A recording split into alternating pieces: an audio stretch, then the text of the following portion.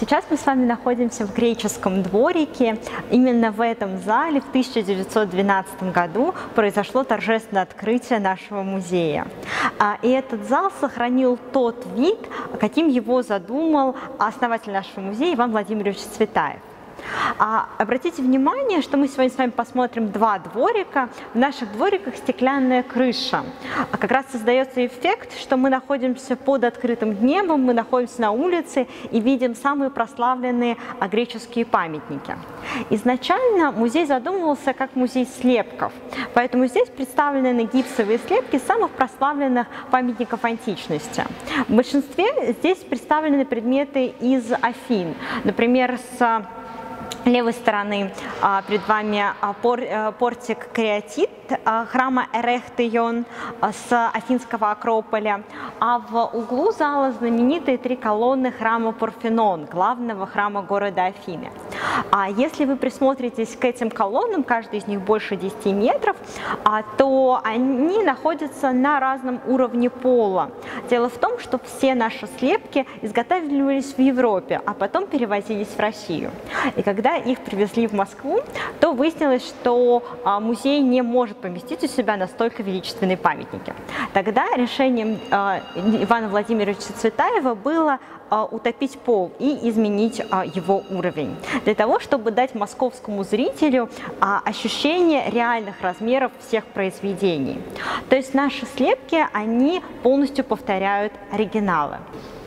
Под сенью этого портика находится так называемая галерея греческих богов. Большинство статуй, которые здесь представлены, приписываются мастеру Фидию, одному из самых прославленных скульпторов Древней Греции. Это удивительная, я бы даже сказала, фантастическая задумка Ивана Владимировича Цветаева создать идеальную модель музея, когда все произведения, все главные шедевры могут быть собраны в одном месте. Все слепки сделаны из гипса, и потом они протонированы. Поэтому, если вы видите белые скульптуры, значит, их оригиналы сделаны из мрамора. Если темно-серые, почти зеленые, то это свидетельствует о том, что подлинник был сделан из бронзы. Таким образом, мы еще больше приближаем наших слепки к подлинникам.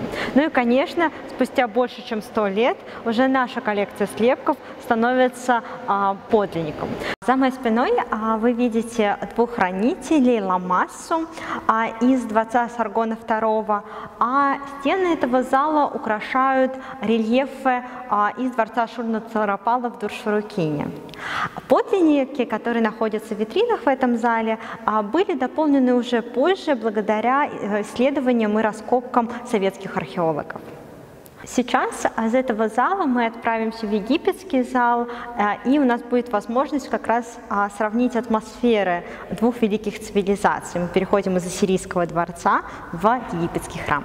Мы с вами находимся в древнеегипетском зале. Он представлен в форме древнеегипетского храма. Мы как будто бы находимся внутри.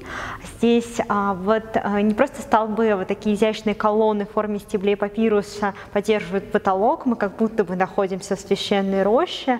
Над нами звездное небо и парит крылатая богиня Нехбет, покровительница власти фараона.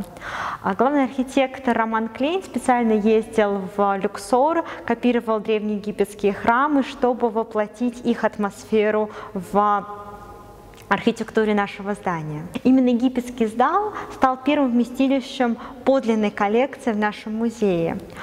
Знаменитый египтолог, первый русский египтолог Владимир Семенович Голенищев в 1909 году в связи с финансовыми проблемами был вынужден продать свою коллекцию. За нее боролись лучшие европейские музеи. Именно этот зал стал вместилищем первой коллекции подлинников в нашем музее. И это событие изменило концепцию и сам подход Ивана Владимировича Цветаева. И это событие заложило основу к тому облику музея, каким мы знаем его сейчас.